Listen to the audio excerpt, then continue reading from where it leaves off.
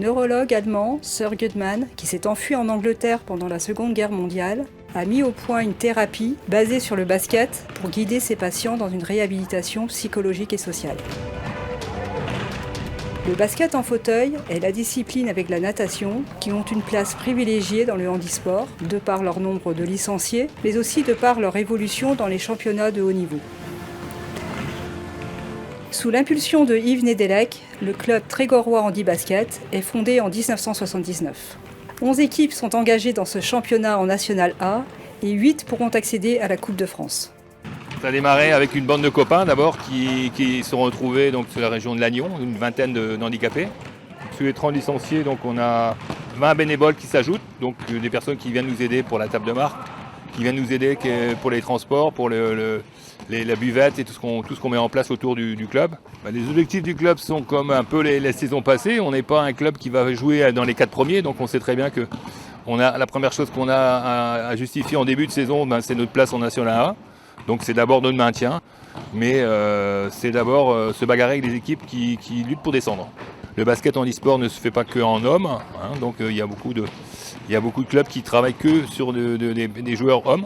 Donc nous, on a aussi des féminines qui sont à un niveau intéressant parce qu'ils ont été donc à Rio et à Londres. Donc on a Lucie qui vient donc de New York qui aussi prétend pour 2024, donc ça va être intéressant. Une belle opportunité d'évoluer en National A pour les 2 dernières recrues de cette saison 2019-2020.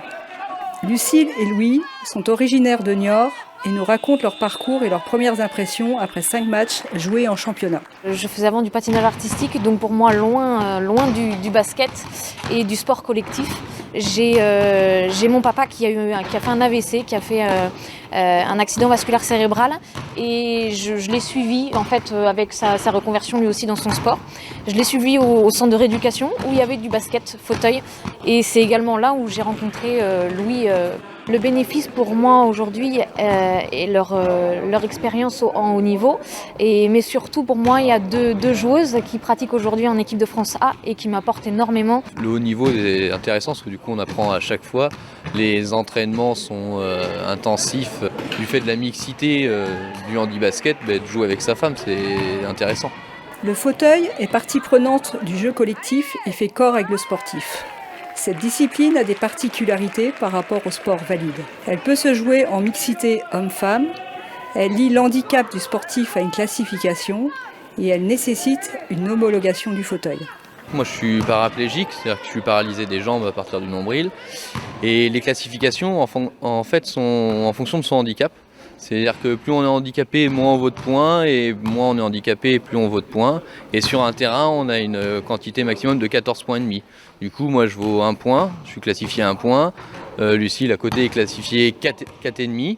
Et sur le terrain, le maximum qu'il faut avoir, c'est 14,5. Du coup, on fait une mixité de tous ces handicaps. C'est pour que chaque équipe ait les mêmes forces en fait. C'est pour qu'il y ait autant de 1 point de chaque côté ou de 4,5 de chaque côté, parce que forcément un 4,5 qui peut être sur un fauteuil haut, en pivot, sera plus aisé pour marquer un panier qu'un petit point, 1 point qui sera sur un fauteuil bas parce qu'il n'a pas d'équilibre.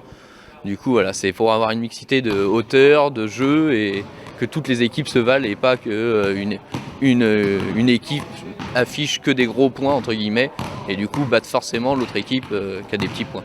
Le basket a ses règles, une hauteur maximum de fauteuil pour que tout le monde, qu'il n'y ait pas de tricheurs avec des gens qui sont à moitié debout entre guillemets. Du coup on a une hauteur maximum, on a un pare-choc devant pour les chocs, même si on n'a pas le droit au contact, mais forcément il y en a. On a des roues qui sont en biais, qui sont carrossées, la différence avec un fauteuil de ville pour faire le pivot en fait plus facilement et éviter de tomber sur les côtés. On a des roulettes anti-bascule à l'arrière, pareil, qui empêchent de tomber en arrière, même si bon, ça arrive avec les chocs, on arrive toujours à tomber des fois. C'est des fauteuils qui valent cher, qui sont sur mesure en fonction de la personne, son handicap, sa position sur le terrain, sa taille. Donc voilà, chaque joueur a son fauteuil, c'est comme sa chaussure quoi.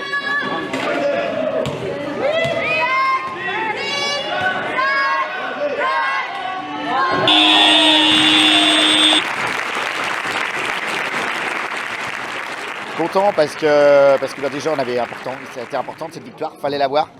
On est en queue de peloton et il faut qu'on mette des points sur les adversaires directs. Donc là, content. C'était un match à double point.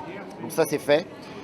Content aussi parce qu'on a appliqué les consignes. On a vraiment écouté les consignes qu'on a travaillé cette semaine à l'entraînement. On a appliqué surtout sur la deuxième mi-temps. Et on a vu le résultat. On leur met un éclat au troisième parce que justement, chacun fait son rôle.